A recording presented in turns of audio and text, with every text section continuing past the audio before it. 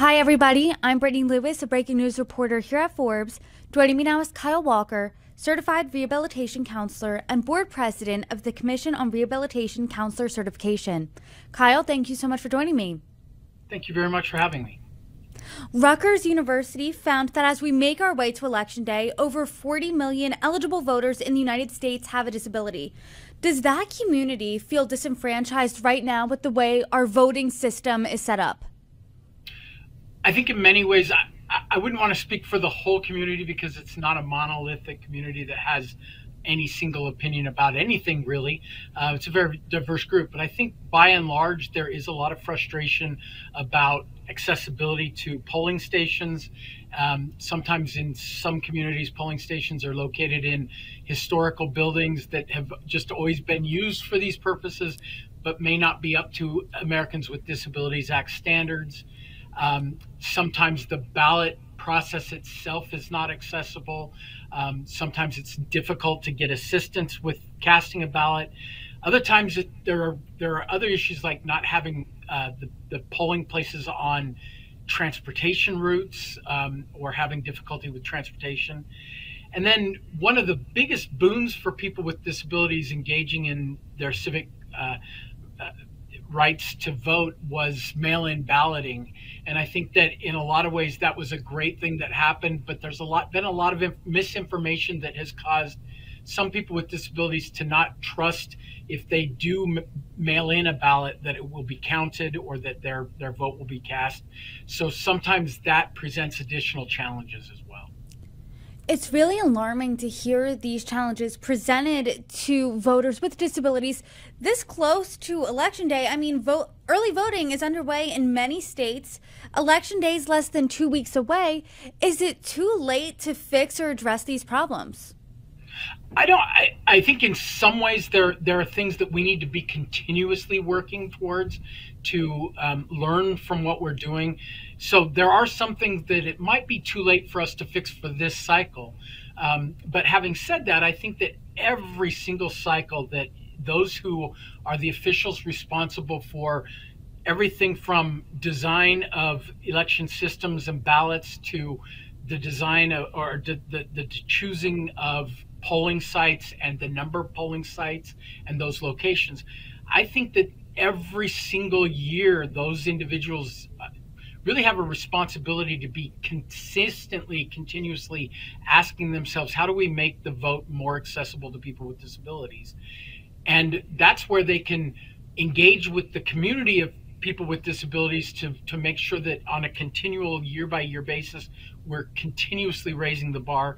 But I also think this is a place where certified rehabilitation counselors like myself, who have education experience working with people with disabilities and ensuring that they have access to the workplace and to education and other environments, also have access to the ballot. You're talking about raising the bar each election cycle. So let's think back to past presidential cycles. Obviously, in 2020, we were in the thick of the COVID pandemic. So maybe not looking at that one, but we can also look at 2016 as well.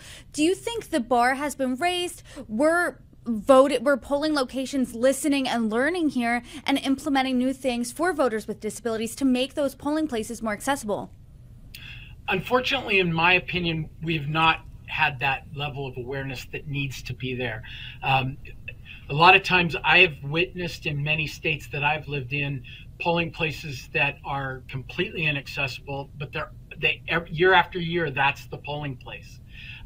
And sometimes they're not physically accessible. Sometimes they're not accessible because of transportation issues, but other times they're not accessible because people with disabilities can't always stand in line and wait for long periods of time. Some of these folks have medical issues that prevent them from standing for a long period of time. Some can't be waiting for longer than an hour or so because they have to be in a position where they can get to a restroom or on a frequent basis. So we need to be thinking about this at a higher level. And to answer your question, no, I don't think that disability access to the polls has gotten the attention it needs from those. I think there's been some states that have been proactive, but I think that there's more that can be done. And as we've seen a rise in mail-in voting, you said that there has been there have been difficulties with that because of potential misinformation out there when it comes to mail-in ballots. What other roadblocks or hurdles are there when it comes to mail-in ballots for voters with disabilities? Well, everything from them, people with disabilities understanding how they can register and obtain a absentee or a mail-in ballot. Some states are some localities are very good at having fully accessible websites that really carefully explain how you can get access to those things. I think that in some jurisdictions, there's less than accessible ways of getting that, and there seems to be sometimes people with disabilities that have talked to me have told me that they feel like they get resistance, or they get told that, well, you have to meet certain criteria to get the ballot in a mail-in fashion, and they almost feel like they have to jump through additional hurdles. And people with disabilities are used to having to overcome prejudice and systemic obstacles to get their needs met. But when they face that on something like voting, sometimes it can become very overwhelming, especially if their only other option is to show up on election day and wait in line for hours to get to the ballot. And that's even if their polling place is accessible. I hope that answers. That did. And when we're looking at this presidential election right now, what candidate is making more accommodations for voters with disabilities and they're making voting more accessible? Are you seeing Vice President Kamala Harris or former President Donald Trump? And do you think either of them or both are doing enough? Well, I would like to avoid giving my own personal opinion about either candidate, because I actually believe disability and disability access to the polls is a bipartisan issue. It should be a bipartisan issue. It's the only marginalized, historically marginalized minority population that anybody, you or I, at some point in our life could become a part of.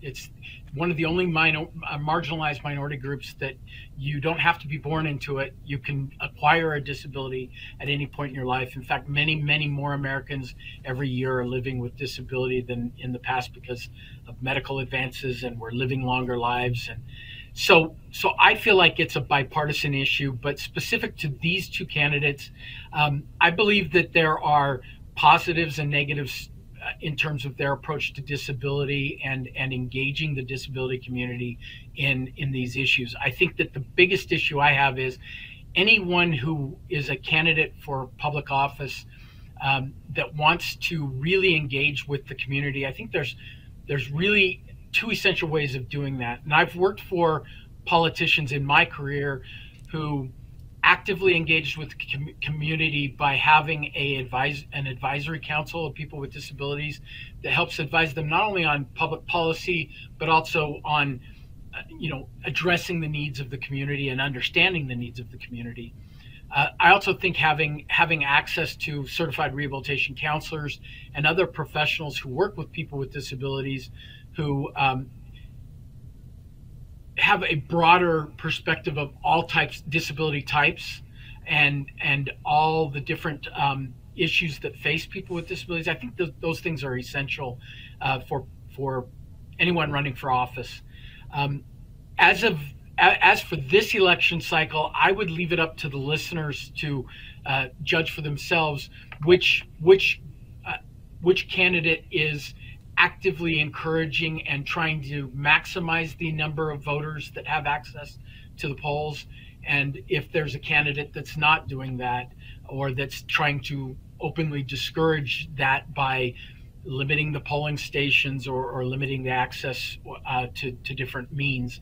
And I would just leave it at that, because I really do feel like disability voting and access to employment, education, and being an American citizen should be a bipartisan issue.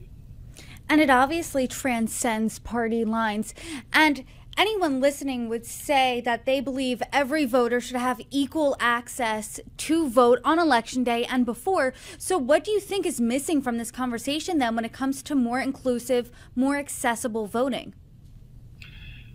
Well, I think some of it's just not, people don't know. You know, I think a lot of people that are responsible for things like the election system and also for determining what polling spaces are and how many polling spots for the population.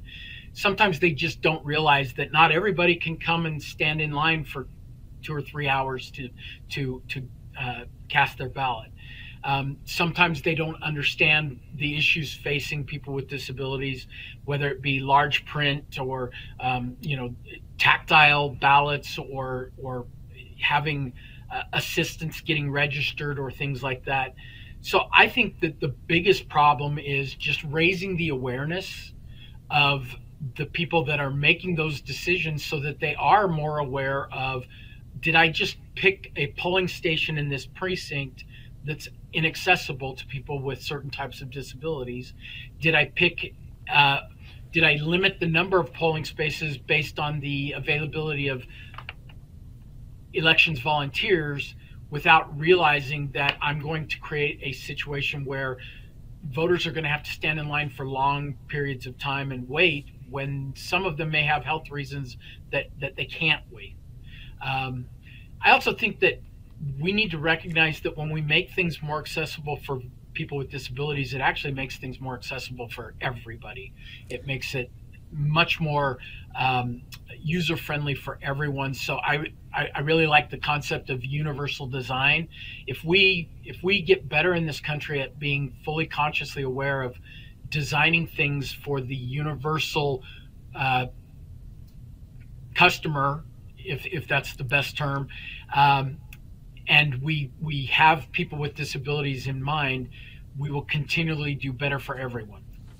So you're saying that the onus really is on all voters. So what do you think is your biggest piece of advice for all voters, regardless of ability, on Election Day?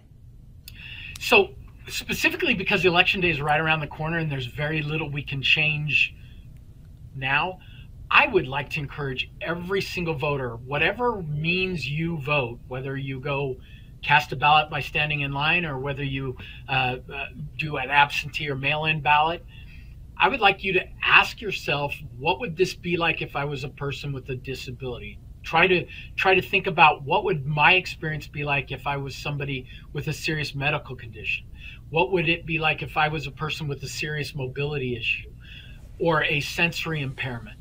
And live that experience as you vote vicariously through somebody else's experience, and then contact your local officials, contact your local politicians. Everything starts with your own representatives, and just reach out to your own representatives in local and state government and say, I don't have a disability, but I'm concerned because when I cast my vote, this was my experience and it was uncomfortable for me.